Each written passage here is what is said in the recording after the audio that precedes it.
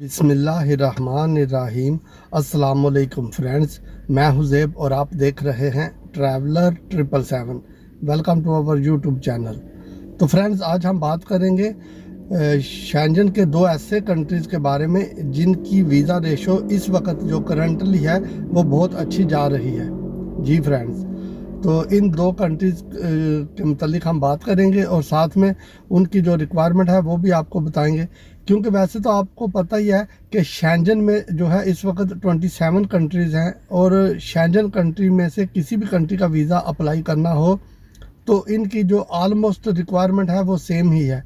तो इसलिए लेकिन कुछ एक दो ऐसे कंट्री हैं जिनमें एक या दो एक्स्ट्रा डॉक्यूमेंट लगता है, लेकिन जिनके बारे में मैं बताने जा रहा हूं, इन कंट्रीज़ के डॉक्यूमेंट आपको पहले बता देता हूं, फिर कंट्री के बारे में भी बताता हूं आपको। सबसे पहले फ्रेंड्स, आपके पास आपका वैलिड पासपोर्ट होना चाहिए जिसके एक्सपायर होने में मिनिमम 6 महीने रहते हों। इसके अलावा आपके पास अपना वैलिड ID कार्ड होना चाहिए और इसके बाद आप अगर मैरिड हैं तो मैरिज सर्टिफिकेट आपके पास होना चाहिए या फिर FRC यानी फैमिली रजिस्ट्रेशन सर्टिफिकेट वो आपके पास होना चाहिए। अगर जॉब करते हैं तो आपके पास जॉब का कॉन्ट्रैक्ट होना चाहिए, पे स्लिप्स होनी चाहिए और जो सैलरी है वो डायरेक्ट आपके अकाउंट में आनी चाहिए। ये एक प्लस पॉइंट होता है। ये आप इस बात को नोट कर लें कि सैलरी जो है आपके अकाउंट में आनी चाहिए, चाहे जितनी भी सैलरी है, थोड़ी या ज़्यादा है, जो भी है वो आपके अकाउंट में आनी चाहिए। और फिर आपने अपनी बैंक स्टेटमेंट लेनी है। बैंक स्टेटमेंट जो है वो यानी कि पिछले 6 महीने तक की होनी चाहिए, यानी कि लास्ट 6 मंथ से लेके जिस वक्त आपने वीज़ा अप्लाई करना है उस वक्त तक। तो फिर आपके पास 6 महीने वाली बैंक स्टेटमेंट होनी चाहिए। और बैंक स्टेटमेंट जो है वो आपने ऑनलाइन प्रिंट नहीं निकालना, वो आपने बैंक से जाके लेना है, ताकि जब आप बैंक से बैंक स्टेटमेंट लेंगे तो वो बैंक वाले उसके ऊपर स्टैंप लगा के देंगे और एम्बेसी जो है इसको एक्सेप्ट करती है। अगर आप ऑनलाइन प्रिंट आउट निकाल लें तो वो आपके लिए अच्छा नहीं है। इसके बाद आपने जब बैंक स्टेटमेंट लेनी है तो उसके साथ आपने बैंक से मेंटेनेंस सर्टिफिकेट भी रिक्वायर्ड करना है, वो भी बैंक वाले आपको दे देंगे। फ्री ऑफ कॉस्ट आपको स्टेटमेंट और मेंटेनेंस सर्टिफिकेट मिल जाएगा। फ्रेंड्स, इसके अलावा आपके पास जो है एयर टिकट की रिजर्वेशन होनी चाहिए। आपने टिकट परचेज नहीं करनी, एयर टिकट की आपने सिर्फ रिजर्वेशन लेनी है, वो साथ में लगानी है कि आप कौन सी डेट को कौन से एयरपोर्ट से फ्लाई कर रहे हैं, कौन सी एयरलाइन है। उसके बाद आपके पास होटल की कंफर्मेशन होनी चाहिए। होटल जो है वो आपके पास कंफर्म्ड होना चाहिए। और अगर आपका वाकई प्लान है शेंजन में आने का तो फिर आप थोड़ा सा एक्स्ट्रा खर्चा कर लें, आप पेड होटल ले लें। जब पेड होटल होगा तो साथ में आप उसका वोचर भी लगाएंगे। जब पेड होटल का वोचर फ्रेंड साथ में लगता है तो आपके लिए एक अच्छा प्लस पॉइंट बन जाता है। उनको भी पता चल जाता है एम्बेसी वालों को कि ये एक जेन्युइन विजिटर है, इसने ऑलरेडी यानी कि पेड होटल लिया है। अगर आप इंटरनेट पे जाके इस वक्त लाखों होटल पड़े हुए हैं, आप किसी भी होटल की रिजर्वेशन लेके लगा दें तो वो अब इन चीज़ों को जो है वो अच्छा नहीं समझते। तो इससे आपकी जो एप्लीकेशन होती है वीज़े की उसके ऊपर बहुत ज़्यादा इम्पैक्ट पड़ता है। तो इसलिए आप इन चीज़ों से, इन परेशानी से बचने के लिए आप पेड होटल ले लें। इसका ये होगा कि आपका वीज़ा लगने के चांसेस बढ़ जाएंगे। और इन केस अगर आपका वीज़ा नहीं लगता तो आप होटल वालों से पहले ही बात कर लें कि अगर आपका वीज़ा नहीं लगा या आप किसी वजह से नहीं आ सकते तो वो आपको कुछ होटल जो है वो 24 आवर पहले आपने बुकिंग कैंसिल करनी होती है, कुछ 48 आवर्स होते हैं। तो इस तरह होटलों के टाइम होते हैं, तो उससे पहले यानी उस टाइम को स्टार्ट होने से पहले अगर आप उसको कैंसिल कर देंगे तो आपके पैसे आपको वापस मिल जाएंगे। और कोशिश करें कि जब आप होटल वगैरह लें या कोई भी, तो आप अपना ज़ाती जो आपका डेबिट कार्ड है या क्रेडिट कार्ड है उसको यूज़ करें।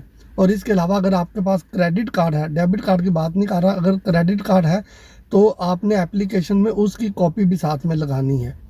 और साथ में आपने फ्रेंड्स एक कवरिंग लेटर लिखना है जिसमें आपने डिटेल वाइज मेंशन करना है कि आप क्यों जा रहे हैं, जिस भी कंट्री का आपने वीज़ा अप्लाई करना है, या क्यों जा रहे हैं, क्या पर्पज़ आपका है, वहाँ जाने का कितने दिन रुकना है, कहाँ पे रुकना है, कौन सी एयरलाइन से जा रहे हैं, अपना नाम, डेट ऑफ बर्थ और पासपोर्ट नंबर, ये चीज़ें उसमें मेंशन करनी है कवरिंग लेटर में। और कोशिश करें कि कवरिंग लेटर जो है A4 का जो पेज है उसी के ऊपर वो आ जाए, ज़्यादा लंबा चौड़ा ना हो, सिर्फ स्पेसिफिकली चीज़ें उसके ऊपर लिखें फ्रेंड्स।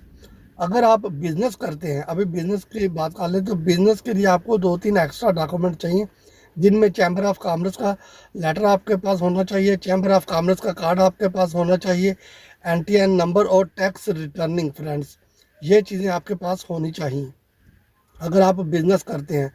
तो फिर आप जो है ये सारे डॉक्यूमेंट साथ में लगा सकते हैं।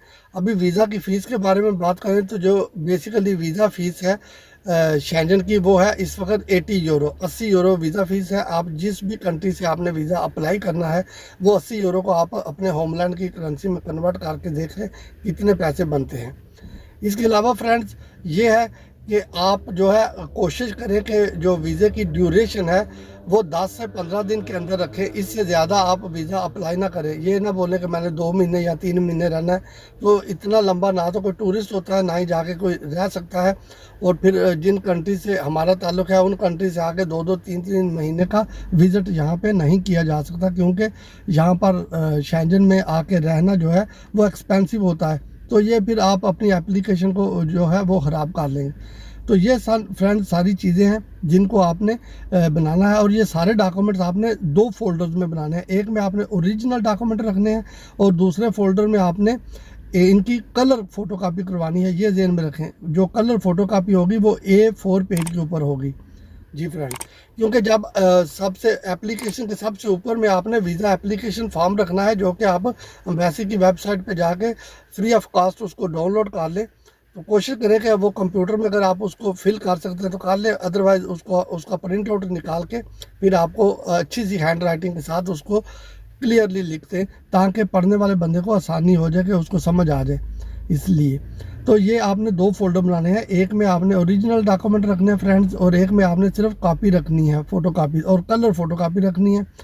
तो फिर ये आप लेके जो है अल्लाह का नाम, जो भी वीज़ा सेंटर है आप जिस भी कंट्री में है, जो VFS ग्लोबल के थ्रू अगर आपने अप्लाई करना है या गैरी सेंटर्स के थ्रू अप्लाई करना है, जो उनसे भी वीज़ा सेंटर में आपने जाना है, वहाँ पे जाके आप अपनी एप्लीकेशन सबमिट करें तो इंशाल्लाह फ्रेंड्स आपका वीज़ा लग जाएगा।